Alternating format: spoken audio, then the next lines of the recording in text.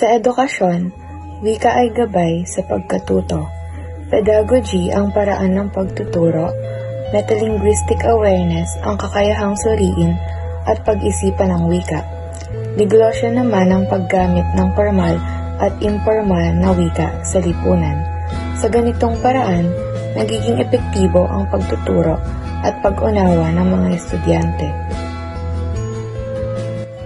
Sa social media, wika ay tulay ng koneksyon. Karaniwang ginagamit ang Filipino, Ingles at Taglish. Mga salitang madalas marinig online ay algorithm, sulatraniko at metaverse. Dito na ipapakita ang pagiging malikhain at pagmamahal sa sariling wika.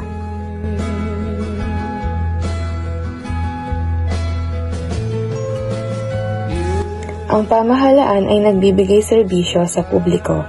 Ginagamit ang Filipino upang mapalapit sa mamamayan at Ingles sa international na usapin. Salitang kaugnay ng pamahalaan, bureaukrasya, soberanya at kagawaran. Sa ganitong paraan, wika ay instrumento ng pagkakaisa at pamamahala. Sa bahay man o sa simbahan, wika ay daluyan ng pananampalataya at kabanalan. Mga salitang ginagamit sa ritual at debosyon gaya ng sakrarium, monstrance at ciborium ay may malalim na kahulugan. Sa ganitong paraan, bawat salita at kilos ay nagpapahayag ng respeto, debosyon at pananalig sa Diyos.